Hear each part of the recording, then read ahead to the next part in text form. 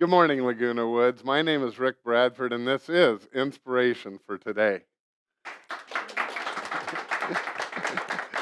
As, as you can tell, and we did it last week too, but we have our studio audience in-house, and that's really encouraging, and it's fun to have you all here. I'm glad you're here. This show, though, is meant to bring hope, encouragement, and inspiration on a daily basis to all of us who live in Laguna Woods. And so I'm glad you're tuning in. We have a great show for you today. This being Monday, it's Music Monday once again. And remember, Music Mondays, Fun Fridays. So you're going to want to tune in on Fridays also. Well, actually, I hope you tune in all week long. But we have a great verse for you every single day, and today is no exception to that.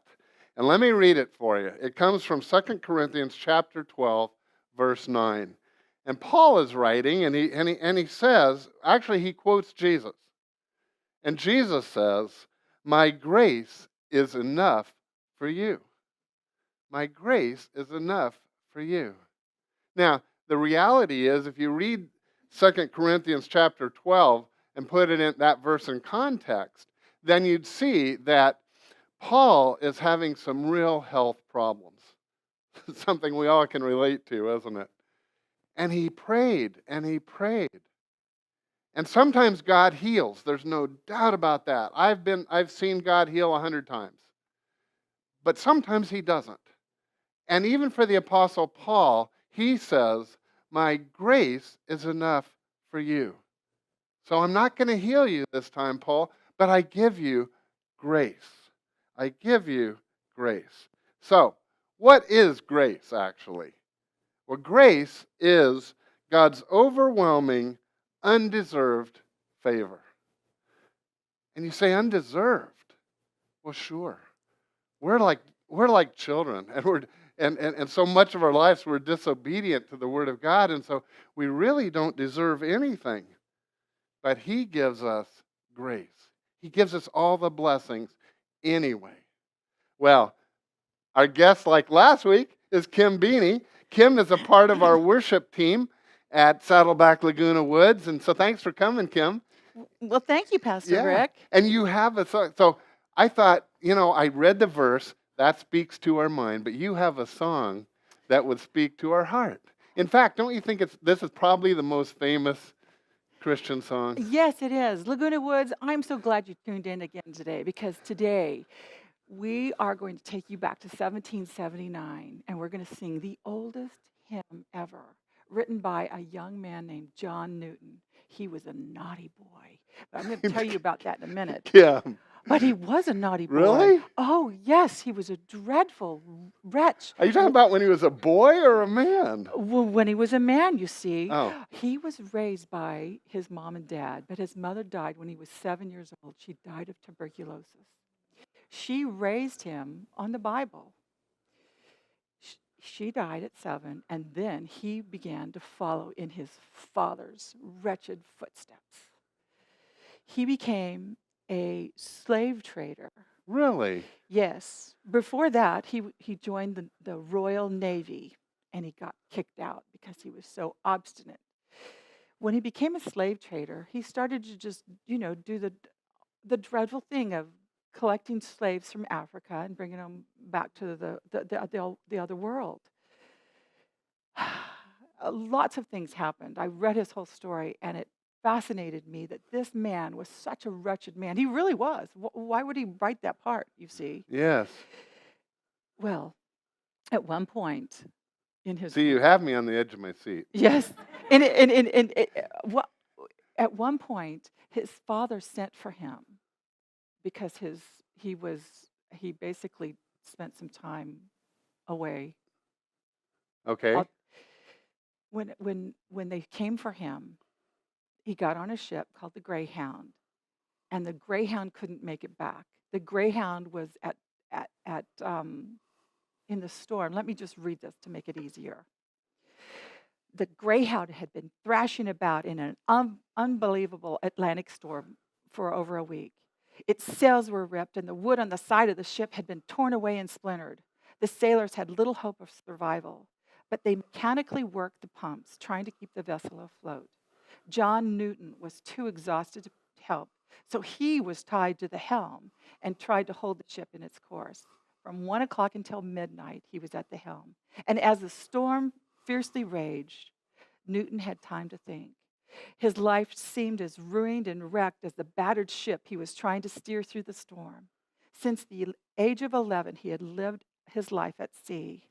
Sailors were noted for their refinement of their, were not, re, sailors were noted for not their refinement of their manners, but Newton had a reputation for profanity that even shocked the sailor. Newton had rejected his mother's teachings. I think, Kim, so then he came to the Lord. He came to the Lord. He found evangelical Christian love by reading the New Testament on the way back.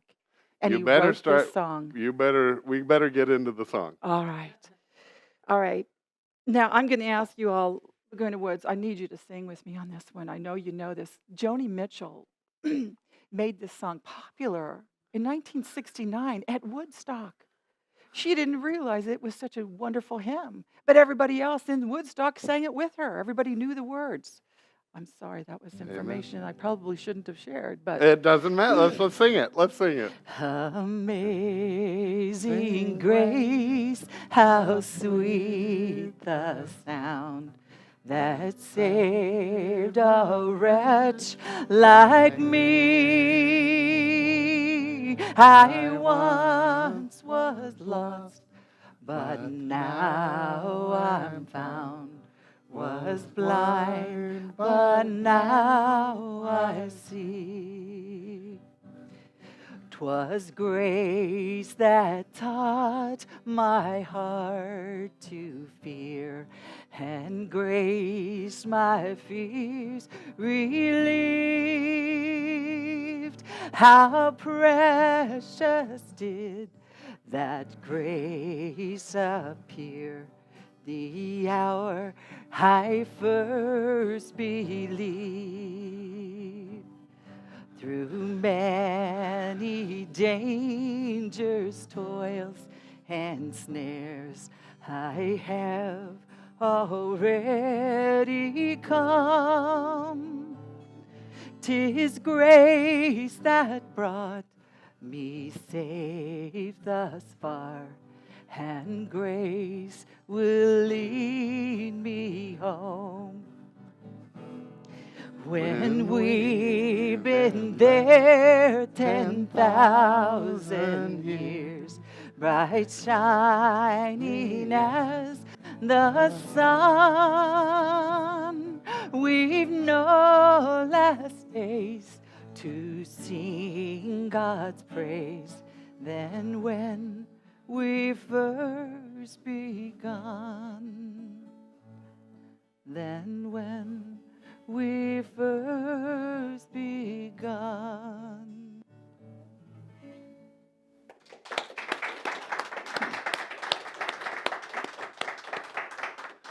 Thank you, Kim. I love that song. I know that everybody loves that song. You do it so well, and that speaks to our heart. And it drives home this point that God, Jesus, said, "My grace is sufficient for you." And he showed grace so much to rescue that, as you said, wretched man. But so often we do things too. Mm-hmm. And we need God's grace as much, really as much as he did, because on our own we can't make it. So thank you for sharing with us today, both the song and the story. Laguna Woods, I hope you'll tune in tomorrow. The rest of this week, we're going to be featuring one of my heroes, Lou Tirado. And I know a World War II hero that is going to bless your life. So I hope you can tune in the rest of this week. Until then, please know that you matter to God and you matter to us at Saddleback Laguna Woods. Have a great day.